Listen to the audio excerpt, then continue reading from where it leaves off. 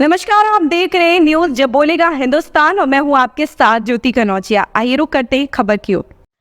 अब की बार 400 के पार केंद्र में बनेगी मोदी सरकार। सीतापुर सांसद राजेश वर्मा ने कहा कि मोदी के नेतृत्व में जहां भारत की नई पहचान बनी है, तो वहीं भारत बड़ी तेजी के साथ विकसित हो रहा है। कार्यकर्ता सम्मेलन में राजेश वर्मा ने सरकार की उपलब्धियां गिनती हुई हैं।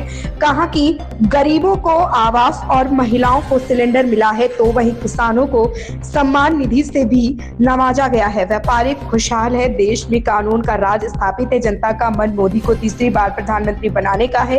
उत्तर प्रदेश सरकार जहां प्रदेश के लिए बहुत कुछ कर रही है, तो वहीं केंद्र में मोदी देश दुनिया में अपना नाम भारत को आगे बढ़ा रहा है।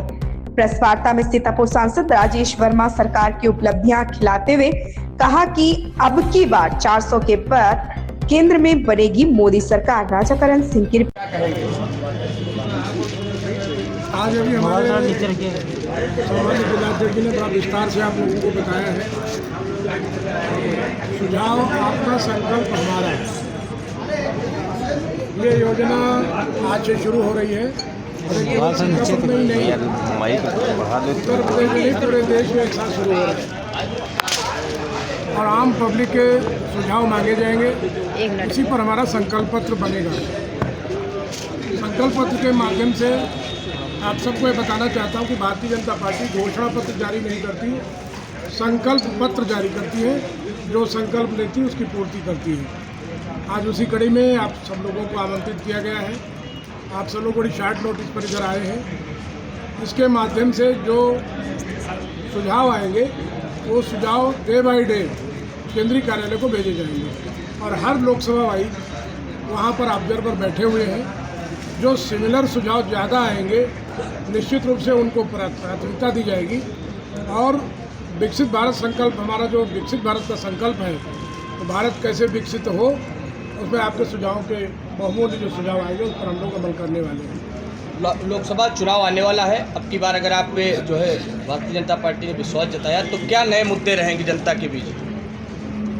निश्चित रूप से हमारे यशस्वी प्रधानमंत्री जी ने विकसित भारत का संकल्प लिया है और अभी यशस्वी मुख्यमंत्री जी ने भी जो अभी उत्तर प्रदेश में समिट हुई थी हमारी डेवलपमेंट की, उसमें उन्होंने कहा था कि उत्तर प्रदेश विकसित बने। तो हमारा संकल्प यही होगा कि विकसित सीतापुर बने, तो एक हमारी भी कड़ी इस प्रदेश को, देश को विकसित बनाने में होगी और उसमें किस तरीके से सीतापुर संपन्न बने, कैसे कैसे उद्योग आए, उस पर हम लोगों का मंथन होगा। उसके माध्यम से हम अपने जिले की आय को बढ़ाने का काम करेंगे और समृद्धशाली जिला बनाने का काम। राजस्थान के सीएम भजनलाल शर्मा जी सीतापुर पहुंचे, सांसदों के साथ मीटिंग की। क्या उन्होंने जीत का मूल मंत्र दे गए आप लोगों को? देखिए, वो हमारे भजनलाल शर्मा जी जो हमारे राजस्थान के मुख्यमंत्री जी आए थे, उन्होंने चूँकि वो संगठन के बहुत मूल संगठन के जुड़े हुए आदमी थे और उन्होंने जो टिप्स दिए हैं हम लोगों को, उन टिप्स के आधार पर हमारा संगठन डे बाय डे लोकसभा के चुनाव में अपनी गति को और तेज करेगा और भारी बहुमत से इस लोकसभा सीट के ऊपर कब्जा करने का काम करेगा। आपने 5 साल में काफ़ी विकास किया, कई पुल दिए जनता को। अब कोई नया जो है उद्योग सीतापुर में कोई आप लोगों को अभी आमंत्रित किया गया था, जिलाधिकारी ने आपको आमंत्रित किया था, मैं भी उस कार्यक्रम में गया था। आपको बताते हुए खुशी हो रही कि अभी हमारे पास रेडिको खेतान की एक फैक्ट्री बिस्वा विधानसभा के कंदुनी में बन रही है, जिसका प्रथम फेज तैयार हो गया है और प्रोडक्शन चालू हो गया है। इसी प्रकार से आने वाले समय में सेंचुरी प्लाई, ग्रीन प्लाई, ये बहुत बड़ी फैक्ट्रियाँ हमारे यहाँ सीतापुर में आने वाली हैं और आने वाले समय में हरियाणा का यमुनानगर हमारा सीतापुर बनेगा, इसमें कोई संदेह नहीं है। एक चीज़ और बता देना चाहता हूँ कि भारत पेट्रोलियम ने एक करार किया है कि 16,000 करोड़ रुपए से हमारे ज़िले में गैस की पाइपलाइन डालने की योजना बनाई है। इसी प्रकार से हिंदुस्तान पेट्रोलियम ने, इंडियन ऑयल कॉरपोरेशन ने भी काम किया है और आने वाले समय में बहुत बड़े बड़े उद्योगपति हमारे आने वाले हैं। हम सीतापुर जनपद को विकसित जनपद बनाने में अपना पूर्ण सहयोग प्रदान करेंगे। कई राज्यों में पुरानी पेंशन बहाली हो चुकी है, चुनावी दौर चल रहा है। ऐसे में उत्तर प्रदेश एक ऐसा राज्य है जहां पुरानी पेंशन के मामले में अभी तक कोई विचार नहीं हुआ। क्या इस चुनाव में वही पेंशन वाला मुद्दा मैनिफेस्टो में रहेगा? देखिए, पुरानी पेंशन की जो आप हमसे सवाल कर रहे हो, ये सवाल उच्च स्तर का है। हम लोगों के स्तर का जो काम हो उस पर आप हमसे बात करें तो अच्छा रहेगा।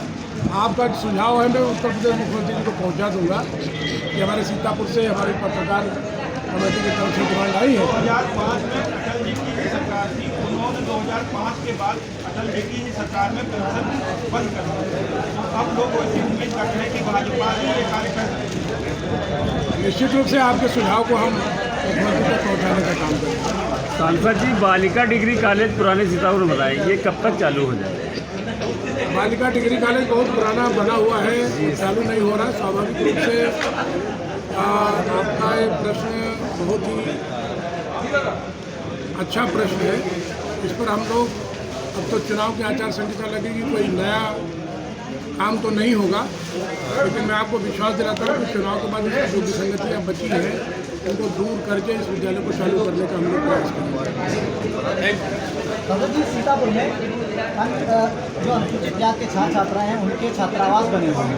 अन्य वर्गों के लिए यहाँ रहने के लिए छात्रावास नहीं, जो बच्चे बाहर से यहाँ लड़कियाँ पढ़ने आती हैं, बच्चे पढ़ने आते हैं, उनके लिए एक छात्रावास की व्यवस्था नहीं। क्या इस पर भी कुछ विचार करेंगे? आपका सुझाव है, इसमें आप सबके सुझाव आने चाहिए। हम पब्लिक से भी कहेंगे कि उसी तर्ज पर हमारे सवर्ण समाज के छात्रों के लिए भी एक छात्रावास बने। ये सुझाव आप डालें तो हम उत्तर प्रदेश के मुख्यमंत्री के माध्यम से केंद्र में पहुँचाने का काम करेंगे। ऐसी ही खबर से जुड़े रहने के लिए आप देखते रहिए न्यूज़ जब बोलेगा हिंदुस्तान।